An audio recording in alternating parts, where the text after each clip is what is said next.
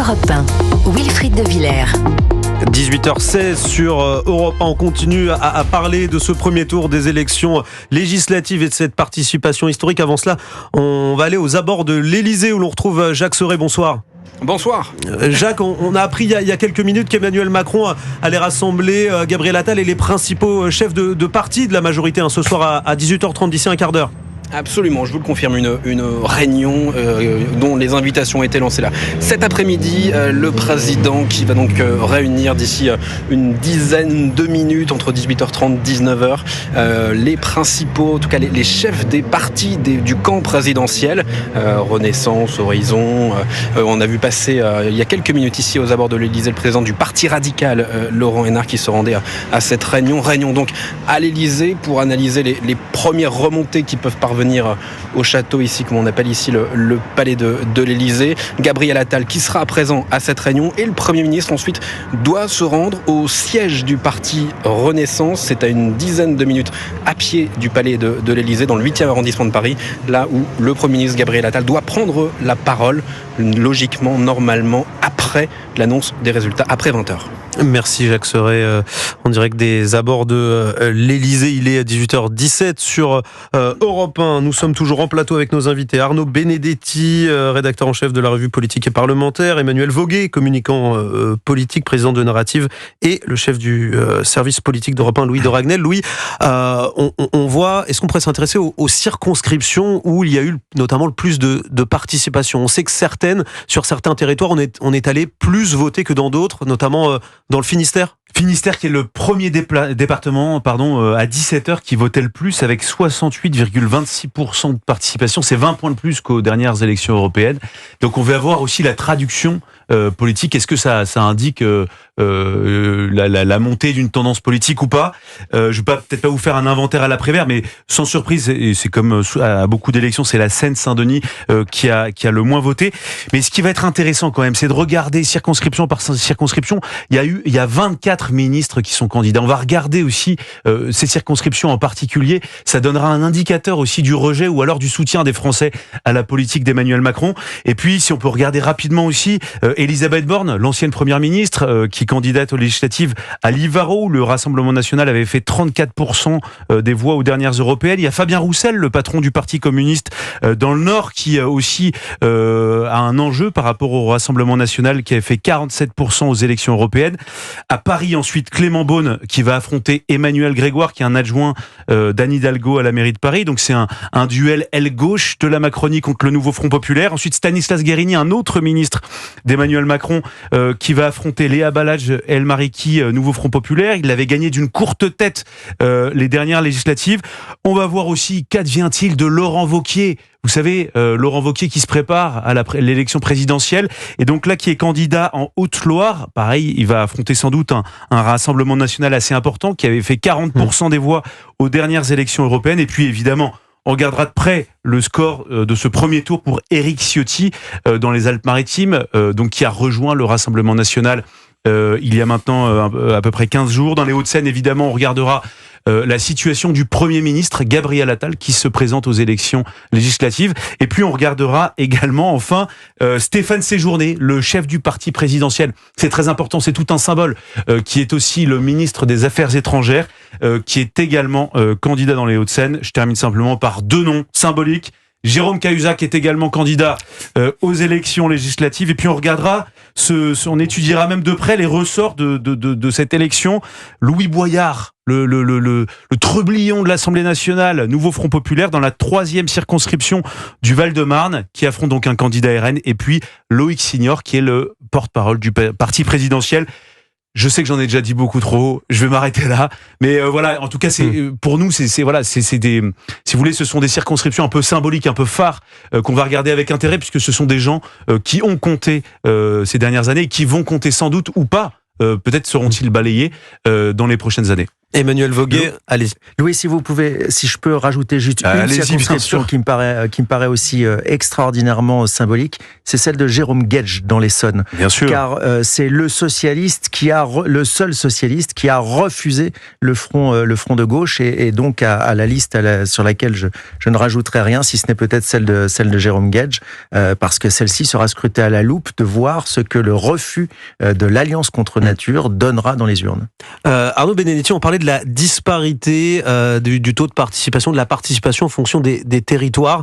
Est-ce que on va aller plus voter dans des territoires, par exemple, où c'est plus stratégique? Comment on explique cette disparité-là? Par exemple, que le Finistère arrive en termes de taux de participation en tête. Est-ce que ça s'explique? Alors, il y a des zones où on vote toujours plus que dans d'autres zones, même, j'allais dire, géographiquement. On sait très bien que, par exemple, les zones rurales, en général, votent beaucoup plus. Le rapport, la familiarité au vote est certainement plus intense dans ce type de zones que, par exemple, dans des zones parfois beaucoup plus urbaines. Mais ce qui semble quand même là assez frappant dans ce qui est plus que des estimations, en l'occurrence, qui est véritablement des taux de participation à 17h, c'est que de toute façon, on note une progression à peu près dans tous les territoires. Alors évidemment, elle n'a pas le même rythme. Je regardais, je crois qu'à 14h ou à 12h, on voyait que les départements qui avaient le plus voté, c'était les Bouches-du-Rhône, l'Aveyron, le Gers, la Dordogne et les Alpes de Haute-Provence. Des départements, en tout cas pour les 4 derniers que je viens de citer, où on vote en général de manière assez, si ce n'est massive, mais en tout cas soutenue. Donc ça, c'est pas véritablement une surprise. Donc la Bretagne est une région où l'on vote aussi quand même de manière assez forte régulièrement. Donc après, si vous voulez, c'est la composition aussi, j'allais dire, générationnelle des territoires qui explique la plus ou moins grande mobilisation. C'est vrai que traditionnellement, ce que l'on constate, c'est que la catégorie d'âge entre 18 et 24 ans est une catégorie qui, structurellement, est plus abstentionniste que le reste de la population. Là, on va mesurer, voir si cette population jeune, en l'occurrence de primo-votants, s'est mobilisée. Pour cette élection, ça sera c'est ce qui semble être le cas. En tout cas, si on regarde les chiffres, on n'a pas encore les explications exactes. Il faudra le voir avec précision. Donc, c'est aussi, si vous voulez, la composition sociologique, la composition générationnelle qui explique parfois que certains, on se mobilise plus dans certaines régions que dans d'autres. C'est vrai que dans des zones rurales où vous avez parfois un corps électoral qui est plus âgé, là, c'est là aussi une explication de la mobilisation. Mais c'est pas la seule. On parle de la participation historique de ce premier tour. Il y a une autre donnée intéressante à décrypter, Emmanuel Voguet, celle du nombre de procurations, plus de 2,7 millions. Ça aussi, ça montre que les Français se sont vraiment intéressés à ce premier tour, intéressés à ces législatives. Alors, il y a un intérêt évident, puisque même, pour rebondir sur ce que disait Arnaud, même dans des territoires qui votent peu, par exemple, vous mentionniez tout à l'heure la Seine-Saint-Denis. La Seine-Saint-Denis, certes, vote peu, mais elle est à 2 fois plus d'électeurs qu'il y en a eu pour les élections européennes, à l'heure où l'on se parle. Maintenant, oui, les procurations, je pense que c'est plutôt un réflexe de peur. Les 2 camps ont peur l'un de l'autre et donc se mobilisent à travers les procurations par un réflexe d'élimination de l'autre camp. Moi, j'ai été très frappé pendant cette campagne par le nombre de gens et naturellement, j'ai pas répondu à la question, mais qui me disaient mais qu'est-ce qu'il faut voter, on est perdu. Bon, alors après chacun vote ce qu'il veut, mais c'est la première fois que les gens sont à ce point-là déboussolés.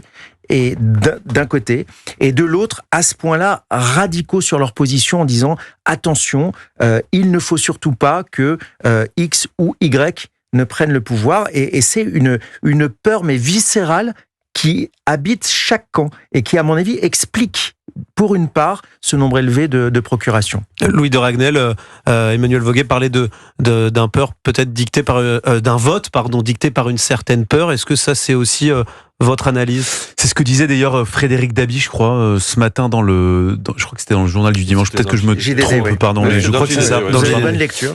Absolument, très corporate. Et qui disait ce sont des élections de la trouille. Et je pense qu'en fait, alors il y a beaucoup d'électeurs qui votent pour, qui votent vraiment de manière rationnelle dans tous les camps, mais il y a aussi beaucoup de peur. Je peux vous les faire toutes globalement. Quand vous venez du Nouveau Front Populaire, vous avez peur du Rassemblement National. Quand vous êtes Renaissance, vous avez peur de deux camps, le Nouveau Front Populaire et le Rassemblement National. Et quand vous êtes au RN, eh bien souvent c'est un vote aussi de peur parce que vous avez peur du Nouveau Front Populaire.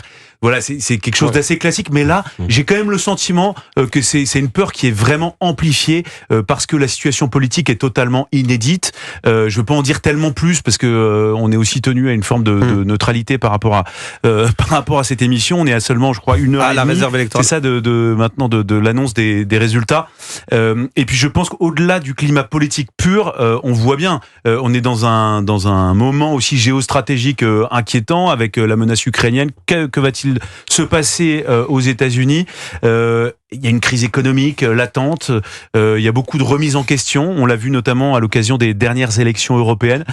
Donc oui, la peur est globalement prédominante dans cette élection. Arnaud Benedetti, vous vouliez rajouter quelque chose sur ce vote de peur? Moi, j'ai envie de dire, oui, il y a la dialectique de la peur, la dialectique finalement du barrage à l'adversaire qui existe d'ailleurs dans toute élection, mais il y a aussi la dialectique de l'adhésion. C'est-à-dire que vous avez aussi des électeurs qui vont finalement manifester leur vote en adhérant au programme des différents blocs. Je crois que les deux se mélangent. En tout cas, ce qui est sûr, c'est que on a une mobilisation qui est très forte et qui est liée, je crois, parce que qui est indissociable du contexte politique que nous traversons. Vous savez, quand on interrogeait les Français sur leur souhait de dissolution avant les élections européennes, une grande majorité était favorable à la dissolution. C'est-à-dire qu'il y avait une appétence pour un retour aux urnes. Quand on interroge les Français sur ce qu'il faut faire un référendum sur tel ou tel sujet, ils souhaitent pouvoir s'exprimer. Donc là, aujourd'hui, ce soir, apparemment, ils se saisissent de cette capacité d'expression et on va bien évidemment ensuite en tirer les enseignements dès 20h. Il y a 3 campagnes en fait. Il y a eu une première campagne qui nous a conduit à cette dissolution. Il y a une deuxième campagne qui démarre ce soir et qui va durer 48 heures. Ça va être une campagne pour les scénaristes de séries télévisées.